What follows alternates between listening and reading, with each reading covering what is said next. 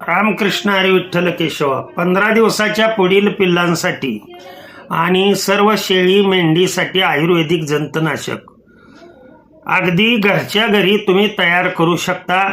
आणि हे जंतनाशक एकाच वेळेला तुम्ही सर्वांना पाजू शकता.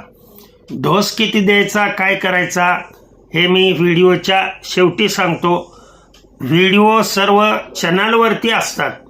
ते ज्या ज्या चॅनलची नाव आहेत त्या त्या चॅनलच्या नाव सर्च करून तुम्ही तो व्हिडिओ पाहू शकता.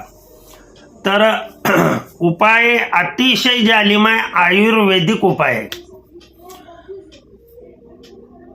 काय करायचं पहा. एक साधारण किती शेळ्या आहेत, अमाऊंट बघा किती शेळ्यांचा आहे. समजा आपणाला 20 शेळ्यांना जंतनाशक करायचं आहे. साधारण 200 ग्रॅम ते 300 ग्रॅम कडुलिंबाची पानं, आलं का लक्षात. अगदी काड्यासह आणलं तरी चालेल, मात्र काड्यासह जर आणायचं म्हटलं तर साधारण अर्धा किलो. या गोष्टी लिहून घेऊन ठेवत जावा. त्यानंतर हे अर्धा किलो जे आणलेलं आहे किंवा 200-300 ग्रॅम कडुलिंबाची पानं आणलेले आहेत, याच्यामध्ये 2 चमचे हिंग मिसळायचा आणि एक 10 लवंगा, लवंग माहीत आहे सर्वांना, तर 10 लवंगा या त्याच्यामध्ये मिसळायच्या. मिक्सरमध्ये हे प्रथम बारीक करायचं, पूर्ण बारीक करून घ्यायचं. आणि मिक्सरमध्ये बारीक केल्यानंतर थोडंसं पाणी ओतायचं त्याच्यामध्ये.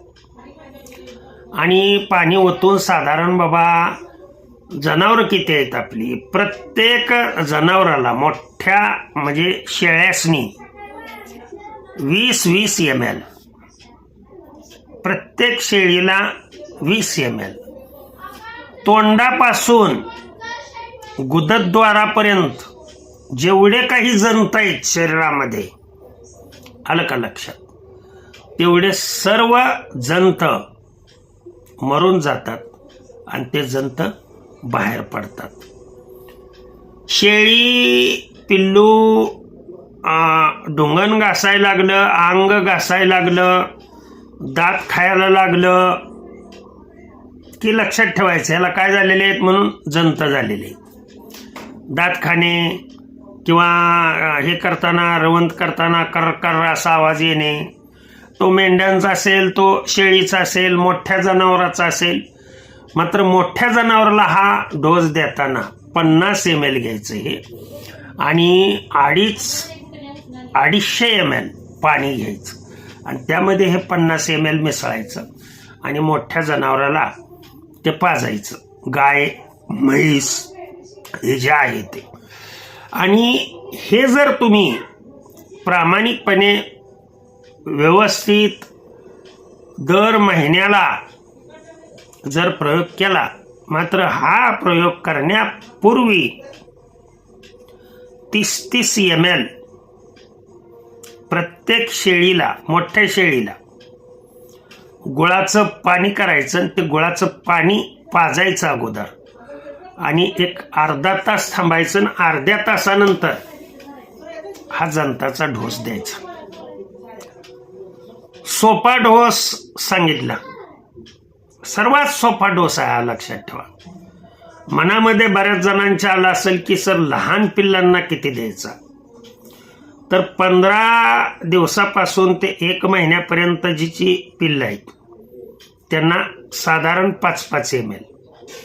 1 महिन्याच्या पुढची जी पिल्लं आहेत 2 महिन्यापर्यंत त्यांना साधारण 10 ml.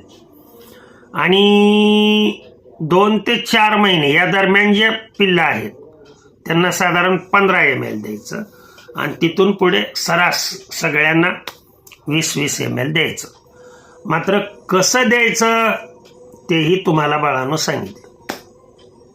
माझं काम आहे सांगणे तुमचं काम आहे आवडल्या चॅनलला सबस्क्राईब करणं, लाईक करणं.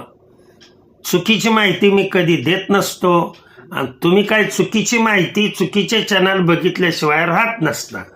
आणि शेवट वेळ आली की मग बैसर दिसतो तुम्हाला. खरं आहे ते कधीच उशिरा कळतं खरं काय आहे. तर मी पांडुरंगाची शपथ घेऊन सांगतो, ही सत्य परिस्थिती मी तुम्हाला जंतनाशकाची सांगितली. करायचं का नाही ते तुम्ही ठरवा. ओके, झालेली सेवा. हां, गाभण शेळीला हे वापरायचं नाही.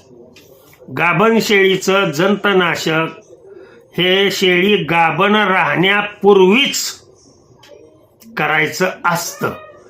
पुन्हा कमेंट्समध्ये येतं की सर हे गाभण शेळीला चालतं का? शेळी गाभण राहीपर्यंत जर तुम्ही झोपलेला असाल तर शेळी वेल्यानंतर द्या. हे गाभण अवस्थेमध्ये द्यायचं नाहीये.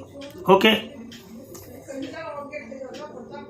पुंडलिक वरदा विठ्ठल श्री ज्ञानदेव तुकाराम. विठ्ठल विठ्ठल विठ्ठल विठ्ठल विठ्ठल विठ्ठल विठ्ठल.